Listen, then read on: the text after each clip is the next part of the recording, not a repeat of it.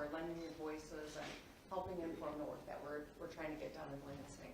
I'm grateful that Jim Ananick is joining us. And, you know, I think your perspectives, your experience are really important. We're doing roundtables all across the state. It's ironic because we don't even have a table here. Usually when we do, they're never round, but, you know, it's a forum to have a real conversation. And so I appreciate your candor, but also, you know, sharing anything that you think that we need to be thinking about as we're, you know, I'm introducing the budget tomorrow. It'll be reflective of a lot of things I laid out in the State of the State. But pre-K for all is something that is long overdue. It is proven in terms of improving outcomes for kids, lifelong health and wealth. And, you know, there are a variety of things, whether it's that or it is rolling back the retirement tax or increasing the working family tax credit.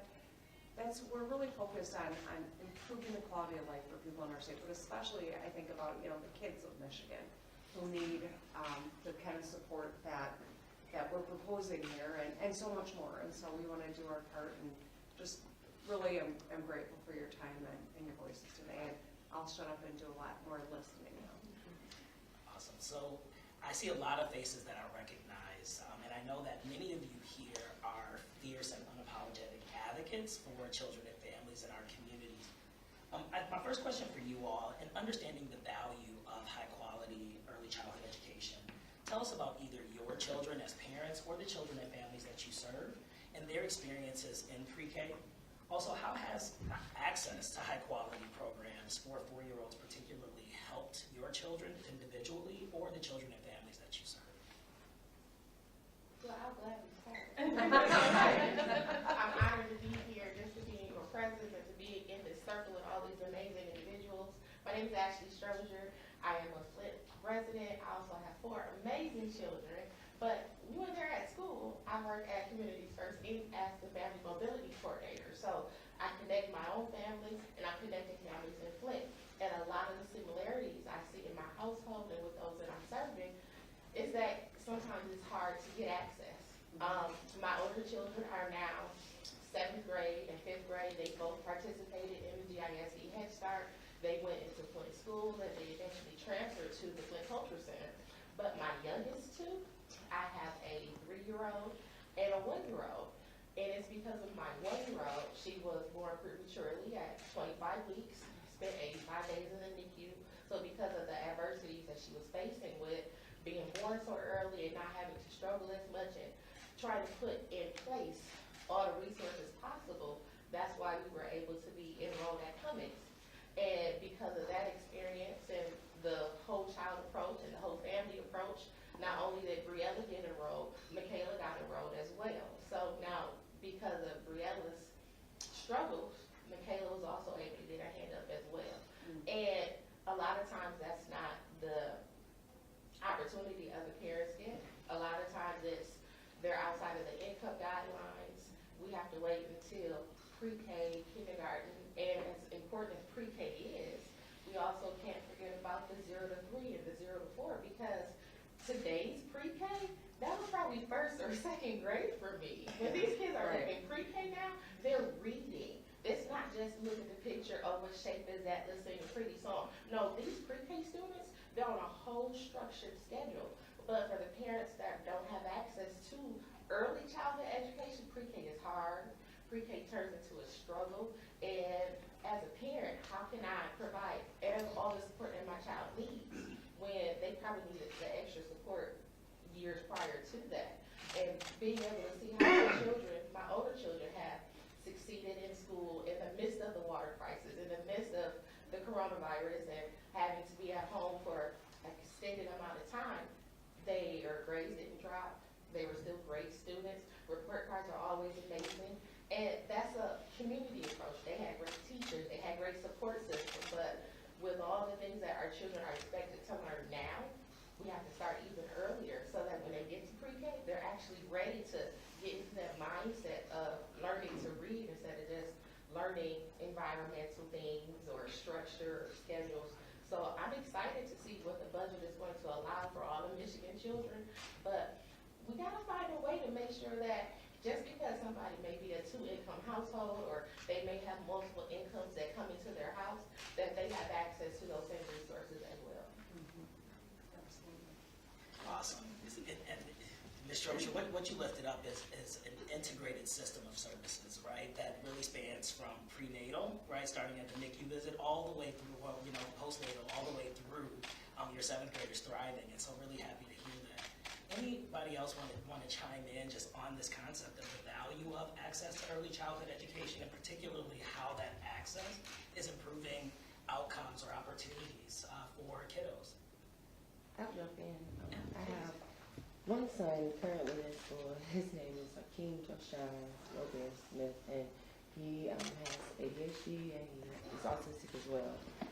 A lot of people think automatically, oh, he's smart. No, he's very smart. He learns sign language and Spanish and French, and he's at the TLC Learning Center, which is Carmen district, but it's here within our county, and the teachers there are amazing. And Miss Tony, she's making sure he has his evaluations, and I don't know, it's just awesome that you are including the mental health as far as education, all of it all around, because our children need it. They really do. I worked at the Kennedy Center for a while, and it was awesome under Church Without Walls Ministry, and working with the children in our community was awesome. So I just want to thank you for what you're doing as well. Yeah, I'm sorry, please, go ahead. I was just going to say I'd also like to jump in and speak to access and income. Excuse me. I also had a child that was premature, which allowed me to have access to so many resources that normally my income would not allow me to access. And so, like her, I've been able to put him in programming, and he's in early on. He's in an educare classroom, and he's able to thrive because of that. And so I say that to say my name is Jakita Kelly, I'll backtrack, and I also serve many families at International Academy on the board there, and so I see and so many children come in who are not enrolled, and we offer support and services where we transition and give the parents different things. But at that time, I also hear that, oh, I don't qualify for a lot of these programs. I don't even want to hear it. Just don't even give it to me, when these are children who are falling between gaps. And so I just want to highlight that. I'm so glad I didn't cut you off. Because I feel like what we're starting to really lift up in this conversation is this conversation around income eligibility and just the expense that's attached to childcare. How are families making it work, right? Sorry, it looks like I don't even need to go further. You can go ahead. We were just talking about it beforehand. Jump right in. I have 6-year-old daughters that are in kindergarten this year, and then I have a 3-year-old son. So I'm starting to look for preschool for him next year, and I also did for my 6-year-old, but it was online, so we decided not to do it. Luckily, they were able to qualify for early on or early fives or pre-K through the school district, but you had to be 5 before November 1st. So it's only that small little age gap, and luckily they had a fall birthday. But when I was looking at it for 4 and 5-year-olds, 4 days a week, for 2.5 hours each, it would be $2,100 for the school year, which is the amount I paid my one semester at college. I stay home. I was a teacher before that, secondary teacher, and when we crunched the numbers on how much it would cost to put them in childcare as infants, and then once we had our third one, I couldn't afford it. So I stay home with the kids, but we're looking at preschool next year, and it's like, well, where are we going to get that? What are we going to stop doing? Where are we going to pull that money from? Because it's really important. Luckily, like I said, my daughters were able to go to pre-K or early fives, and now they're in kindergarten this year, and I literally cried for their teacher this year. They had 6 students in the kindergarten class that were not potty trained at all. They had 2 students that, after talking to some of the teachers, a lot of the kids were not going to their well visits because of COVID, and maybe things that should have been picked up on that they would qualify for other programs were missed, and they ended up 2 months into school transferring to an ISD school. As one of my girls put it, it's better for them because he puts small things in his mouth. Like, that's something that they experienced lots of big feelings, lots of attempting interventions, but they don't have the staff for it. It's a lot for the staff, it's a lot for the parents, and it's just not ideal. Hi, my name is Elizabeth Bouchard, and I'm a past board member of Preschool Community Schools, and I am also a parent. My daughter is 6 and she's in 1st grade. One thing that I've heard from the community is the affordability issue. So in Sports Creek right now, we have a fabulous center called the Little Dragons Learning Center, and for a tuition-based pre-K, it's $300 a week, right? So if you add that up, that's the second mortgage payment. And parents and also school members are saying what can we do in the community to make this affordable for the parents? And 2, they're saying, you have this beautiful program, GSRP, it's fabulous. And the children that are in that program, their teachers, just quality teachers, not saying that your pre-K tuition teachers are quality, but it's not the same. Kids in the GSRP program are learning differently than the pre-K program. So that's something that the community is asking, like, how can we all get on the same page, and doesn't every child deserve a quality education?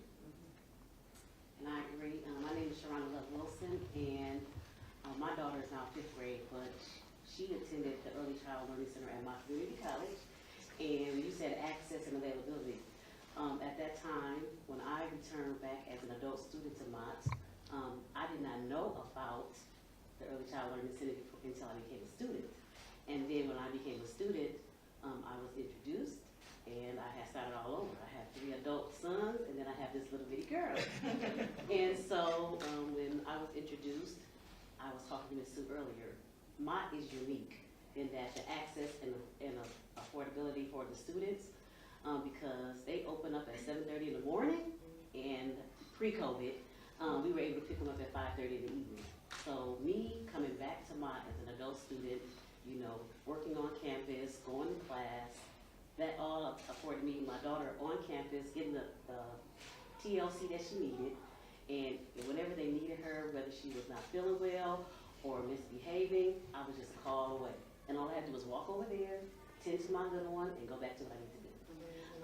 And so, as far as affordability, Mott has what is called a C Campus grant, in addition to offering all the services that they do. And students that go there, as far as those that are afforded the Pell Grant, they just have to write a little statement. And the 3 Ps that they have on there, I remember pursue, persist, but they don't want to have students have any barriers or any, I want to say excuses as to why you can't come to school, because daycare is right there. And so one thing I can say as far as affordability, for me, all I was required to pay was like $17 a week. That's all I had to pay. And I'm saying my daughter was able to go Monday through Thursday. That was like a blessing for me. And then on top of that, as far as access, even right now as my daughter's in the 5th grade, whenever she comes back to the campus, because of COVID, it's restrictions about people just going around there. But Sonny can go visit her, some of the staff there, and they remember her. They can see how she's grown. And because of quality early child learning, she is very articulate. Those that know Sonny, she can speak very well. And when she has a gripe or a complaint, she knows how to express it without being angry. She can lay it all out to you. Now, she may not write it, but she can speak very well about what is going on. But I'm grateful for the Early Child Learning Center at Mott, because they groomed her into who she is today. Is that available to anyone who's taking courses at Mott, or it's full-time students? What does that look like? Well, right now, Ms. Sue, you can talk about that. I'm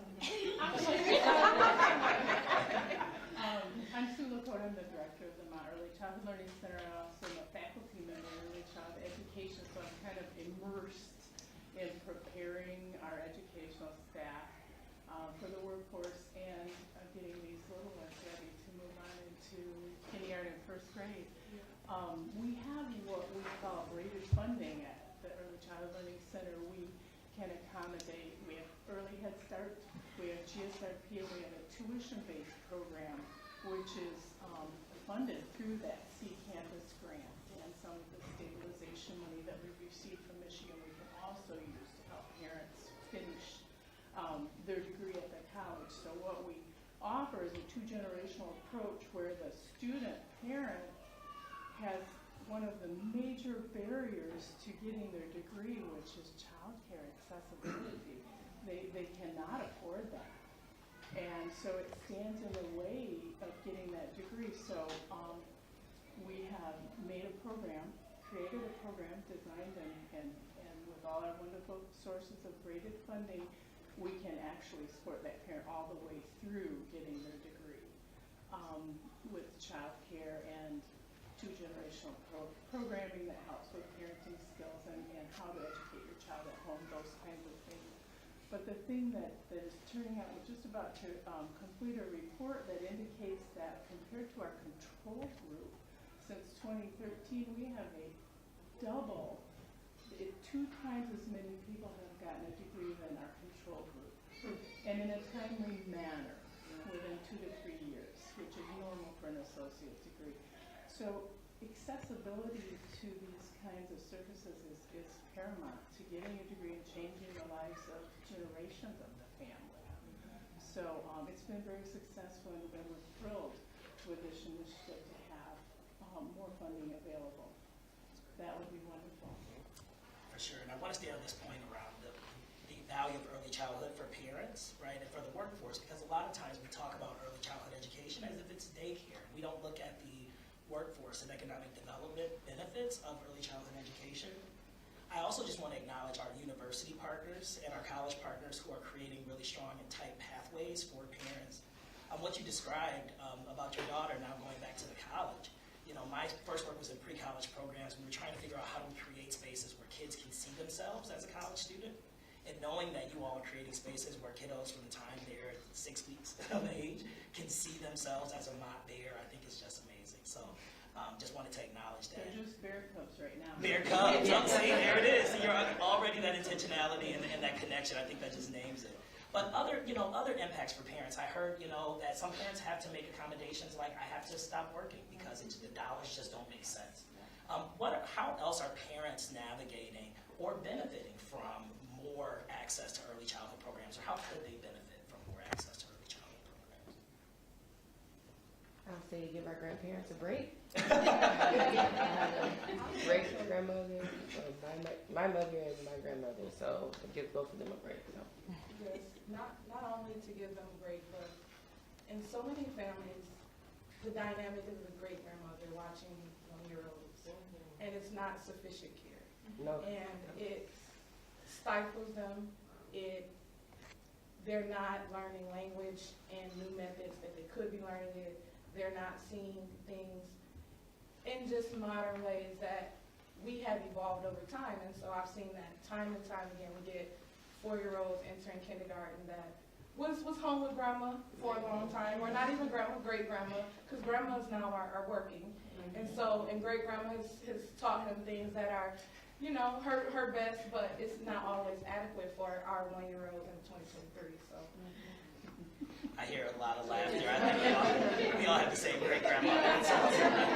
There's one child in particular, grandma's 18-month-old, and she's not walking yet. She's going to do it in her own time. and that she needs support. She needs services. It's not in her own time. And so that is the kind of difference and why it's important that we have access and we're not always just utilizing those easier channels of care. Yeah, I think this also lifts up the value of family, friend, and neighbor care, right? And making sure that no matter where a child is in the care of a loving adult, that they're getting the highest quality support. I love that. That sounds like you were going to say something. And even in my family, my great-grandparents, especially when the girls are sick and they can't go to school, they're at my grandparents' house. And my grandmother taught pre-K for 32 years, and I'm still getting the grandma thing. But, and I think about how blessed my family is because my children are growing up with their great-grandparents, all 4 of them. And that's such a rare thing, and I value that time that they get with them, but I would love for it to get back to how it was, where you had grandparent programs in the school, and then that way my grandmother can go love on everybody's kids. And we can, with COVID slowly working its way open, and the doors are opening back, and volunteer programs are coming back into play. my great-grandpa didn't have to do pickup, drop off, watch the kids this day, watch the kids that day, then imagine the impact and how it would improve the community around everybody's school if these same grandma and grandpas, uncles, aunts and uncles were inside the school. That's what I miss, and that's what's missing is that piece of community that holds everybody together. And the wisdom and the stories and the knowledge and the life experiences that my kids are getting from my grandparents, everybody's kid needs that. And that's what we're missing. Something I just want to name as well that I'm hearing, and Sue, you called it out, was the two-generational approach, right? That there's an inseparable connection between the well-being of parents and the success of their kiddos, and the early childhood space especially, right? When mom's at work and even granddad's doing pickup and uncle's doing drop-off, and right, all of those things are coming together. We really realize it's a multi-generational approach. But how do we create that in a way where families don't have to figure out how to weave and piece these systems together, but the system works in a way that just makes sense, right, for parents or for families. And I think we have some bright spots from partners like my college with the C Campus program. How do we systematize that as a state is really one of the reasons we want to hear from you all today. Governor Whitmer, did you? Oh, no, I think it's amazing to have grandparents and great-grandparents in a child's life, right? And so when I hear that, it's I wish that my kids had more time with their grandparents. But by the same token, it should be necessity, right? Like ideally, it's a circumstance where it is the quality time, not out of absolute need because of how exorbitant the cost is or how hard it is to access early childhood. And I think as we propose this, it's primarily to support kids in their development and get them ready. But we also recognize it comes with a huge value to families, whether it is the time of multiple generations in a family or it is the cost for, it can be $10,000 a year savings that we're talking about just by giving universal access to pre-K. So there's a lot of reasons that this is the right thing to do and good policy. Yes, what's your name again? Yes, former Senator Anna, yeah. Well, to the point you're making too, and I know you've made it, we did some of them together, huge investments in workforce development. Now at the Greater Flint Health Coalition, we have a program called the Flint Health Employment Opportunities, where we help people get jobs in healthcare. And one of the biggest deterrents, one of the biggest issues we have to deal with is access to quality childcare. And we can help with someone's car breaks down. We can help with that. We can try to help with childcare, but it's so expensive. The organization cannot afford to do it ourselves. With a program like this, if you take away that barrier, and I've known Sue for a long time. At the time, the program wasn't as big as it is now, so we went to U of M Flint, which is another great program. I mean, I'm preferential to Mount Bears, but U of M was good too. But having access for everyone to have those opportunities, like here, and the quality needs to be. We need to keep making sure that the quality, Educare, Mott, should be the rule, not the exception. Yeah. So I think that's important as well. Well, sorry guys. Our grandparents help. I know for me, my grandmother has stomach cancer, so I have now 2 children, but at the time I had 1, and it's like, how can I afford to help when my grandmother work, make sure the baby got a daycare, and then just try to balance it all out, and sometimes it's like, that's hard. Some people don't have grandparents or parents, they may have passed, or anything that happened, it could be, it's a small family. So having preschool is helpful for our health, the children's health, our seniors' health as well. So, last question for me, and would love to continue the conversation afterwards with a lot of you, but as we're going into a budget cycle, and the governor's going to be proposing a state budget that in some ways focuses on early childhood education, really wanting to make sure we understand what do parents want, okay? And so what are the things that need to be top of mind for Governor Whitmer, for elected officials, for individuals who have a role to play in making a difference as we're going into this next budget cycle, to make sure that the things that we're advocating for are truly representative of the needs and desires of our community. So what are those things that should be top of mind? And everyone, if we could just take a quick kind of, 10, 20 second around, and, I'd love to just kind of get that. If you don't walk away with anything else, walk away with this. Well, not just pre-K for all, but early child education for all. And even if that means if I make a certain amount of income, let's find a compromise. Well, if I can pay $17 a week versus not having any other options at all. Yeah, it's like 17 or 2,000. Yeah, Anywhere in the middle. I feel like everyone's gonna enroll at mine. That was pre-COVID, so that was like 2015. Okay, any other feedback, kind of top of mind, things to make sure you walk away with? So in addition to Miss Ashley, because when she talked about bringing in a full family, so like now that they have incorporated now bringing the parents in, teaching them about how to be efficient, how to shop. I mean, groceries are very expensive right now, so and showing them how to cook different things. They have all those layers of helping you as a family, and that I think that would help as well, incorporating the family aspect. Yes, not just parents as beneficiaries, but as leaders and experts in their families. Absolutely. Sue, you want to say something?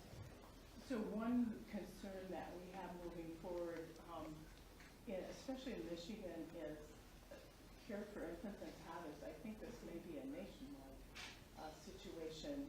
There isn't really, it would be nice to have more funding for infants and toddlers.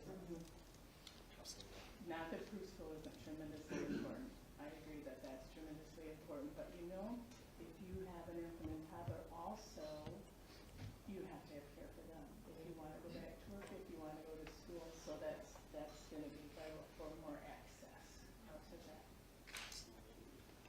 Other feedback, yes. Something that I wanted to share was the dependent care account. Your dependent care started in 1975, and in the 80s, they stated, okay, $5,000. Well, it's been decades now, and dependent care is still $5,000.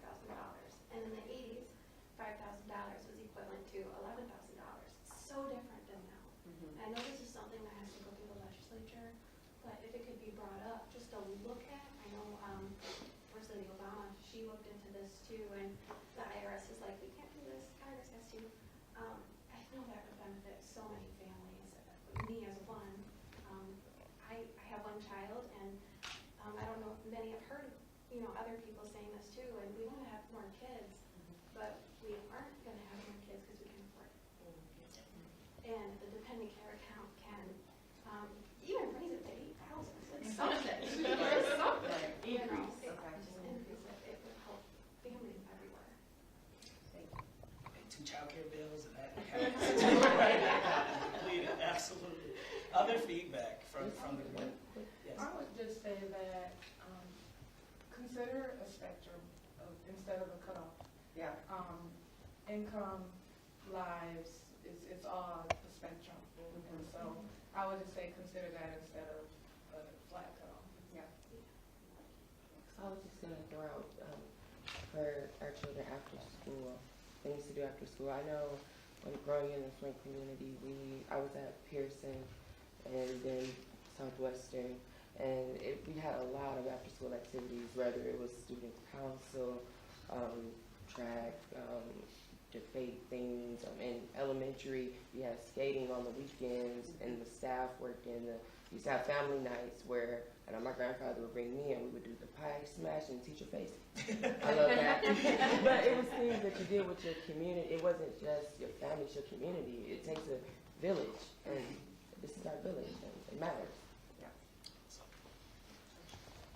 As the Head Start Program Director, I love how you're speaking about comprehensive services, not just child care and education, but inclusion of the family and family supports. One of the things in the budget that I would like to see included in some fashion is encouragement for teacher preparation programs, because this is a huge initiative and I am completely on board, but I can't say that I'm not concerned about the lack of staff that we're already experiencing, as well as safe, licensable space. The other thing would be with a pre-K that was available for everyone, you can maybe get back that fun feeling. We all remember kindergarten where it was a half a day and you play for a little bit and you do all the other things, but the amount that they have to learn now is a lot. And I feel like not going to preschool and not having that opportunity, they miss out on that fun yet somewhat structured where they learn to play with their peers and not quite as a stressful area or environment. And I feel like we're really missing out on that, as well as throwing these kids in. They're supposed to know these things, and even if you work on it at home, it doesn't mean that they're going to be there. So then they go in and they're like, Mom, I don't know this. Like, what am I going to do? It's stressful for them at times, and the other kids in the class. So. And the teachers. Extremely. Also with everyone having it free, it's earlier intervention, earlier onset on saying, oh, this student might need services. We'll get that prepared when they go to kindergarten. This student might need additional services outside of the classroom or just anything like that. It's just earlier intervention, which is huge. Yeah, with the access of education being available for 0 to 5, and not just everybody gets the opportunity to go to pre-K, when these individual students start kindergarten, they won't all come in on different levels. Some is here, some is there, some is in the middle, and you have this one teacher that's expected to teach all 23, 24, and That's a good scenario. right. So it's like if we're supposed to be, as their parents, their first teachers, offering 0 to 5 education is not just what's best for the student, it's what's best for the parents as well, so that we can reinforce what's taught during the day. Because I would tell you, it's very difficult to teach a kid that was at home during COVID, oh no, this is how you share. But you need this interaction in the classroom setting. So, and I see the impact that my children have been at Cummings since August. They started at the beginning of the school year.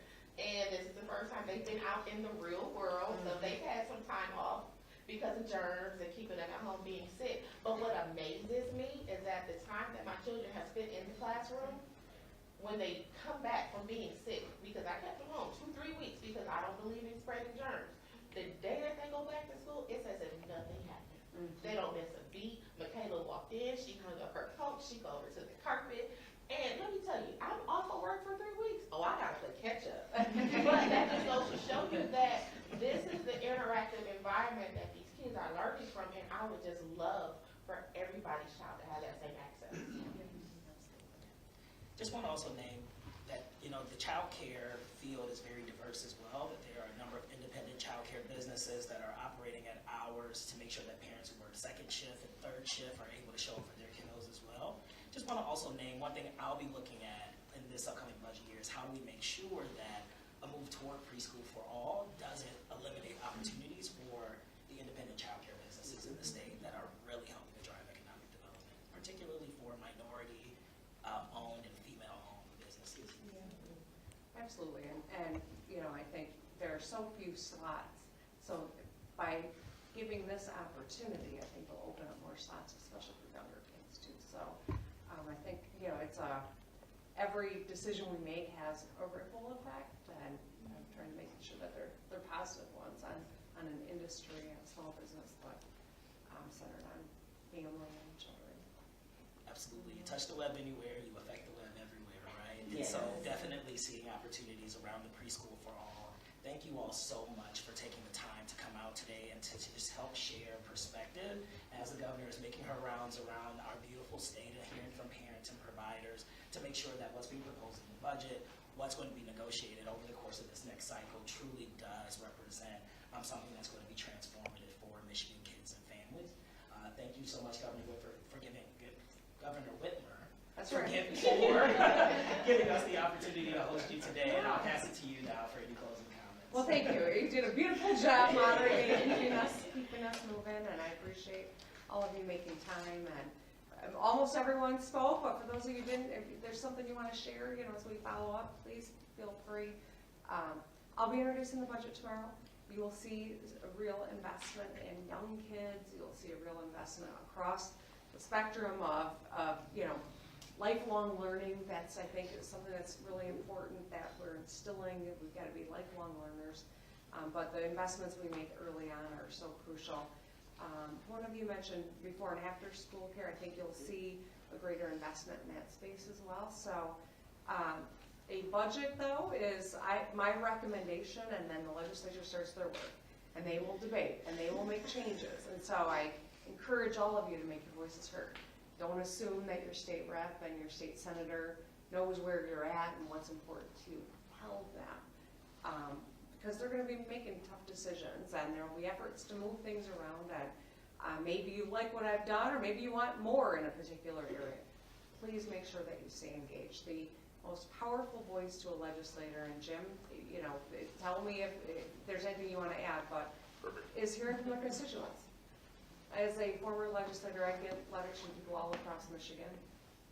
You write me from Traverse City when I'm in the legislature, you know, it's interesting, but I didn't represent that area. I was listening to people of Lansing and East Lansing, and so a constituent's voice is really powerful. And I know you're busy people, you wear a lot of hats, you got a lot of stressors in your life, but if you can take that time and make sure folks in Lansing know what's important to you, I think it's powerful. So, anything you want to add, Mr. Antonek? Did a great job as always. All right. So, See, he doesn't have to say that anymore. But he's my friend. So, thank you all. Really appreciate it. I'm excited about what I think we're on the cusp of doing, and if we all push, we're gonna be successful here. So, I appreciate you all. Thank you. Absolutely. Thanks so much. All right. Now, if everyone could stay seated just a moment, I want to make sure the media gets everyone's name. So if going in a circle, starting with former Senator Antonek, everyone can say their first name and last name for the media, and then we'll organize for a picture. okay, Jim Antonek, A-N-A-N-I-C-H. Kelly Webb, K-E-L-L-I-W-E-B-B. Pamela Coleman, P-A-M-E-L-A-C-O-L-E-M-A-N. Alyssa Bouchard, A-L-Y-S-S-A-B-O-U-C-H-A-R-D. Cheryl Stacy, C-H-E-R-Y-L-S-T-A-C-E-Y. Latrice Brown, L-A-T-R-E-S-E-B-R-O-W-N. Jaquita Kelly, J-A-Q-U-I-T-A. Kelly is K-E-L-L-E-Y. Gretchen Whitmer. I wonder how that was going to go. Janelle Jamerson, J-A-N-E-L, J-A-M-E-R-S-O-N. Ashley Strozier, A-S-H-L-E-Y-S-T-R-O-Z-I-E-R. Kiera Young, K-I-E-R-A-Y-O-U-N-G. Rosemary Rideout, R-O-S-E-M-A-R-I-E-R-I-D-E-O-U-T. Sharonda Love Wilson, S-H-A-R-O-N-D-A.